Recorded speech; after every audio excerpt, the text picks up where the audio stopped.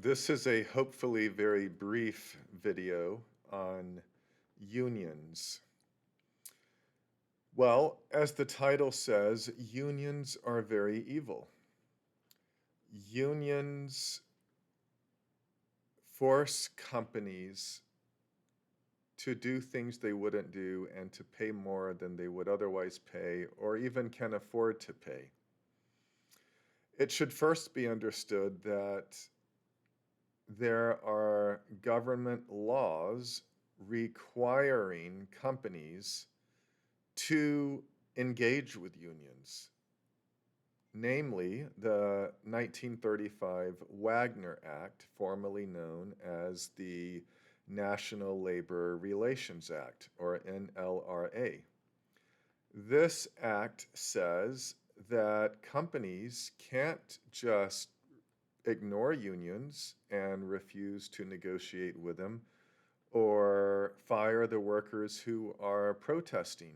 No, the law makes them compelled to engage with them. It makes them compelled to negotiate some higher price, some improved benefits, and it prohibits them from firing the workers. So already the law allows employees to gang up on companies. So, I mean, in theory, in a free market, you would have workers who agree to work for some wage and companies who agree to pay some wage to workers. They would agree, those would be the terms, and that's it. But no, with these government laws, workers can say, never mind, I don't like what I signed up for and agreed to. I want to change the terms. I want more. And they can get more at some level. So, in general, in short, unions force companies to pay more or to give more in benefits than companies would or could give in free markets at free market wages and with free market levels of benefits. So, how can companies pay more than that? Well, they have to take the money from some other place.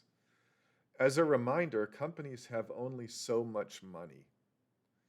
They have a set amount of capital that can be used to hire workers.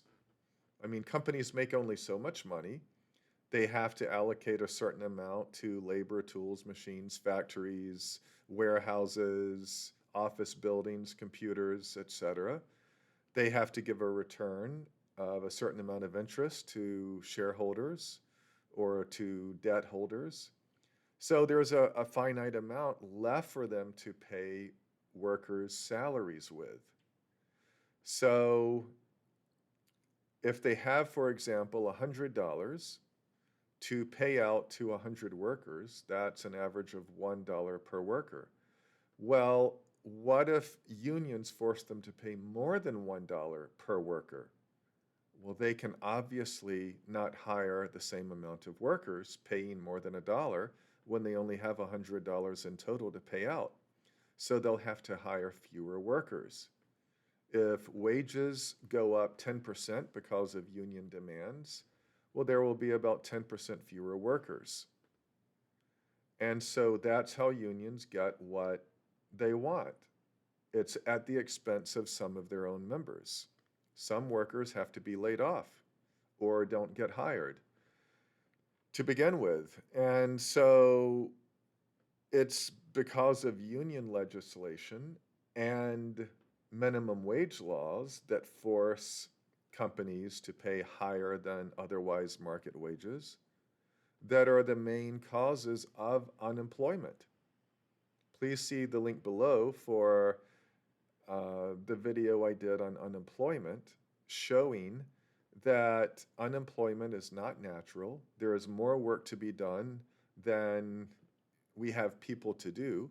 We'll never run out of work to be done. So there should be no shortage in workers.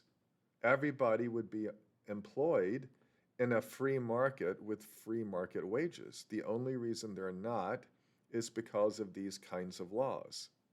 So again, it's mainly union legislation and unions, and then minimum wage laws that give us unemployment globally. So stand against unions, stand against wage laws, stand against government interference in the marketplace in general, and quit voting for it because politicians on both sides of the aisle support this and keep it going.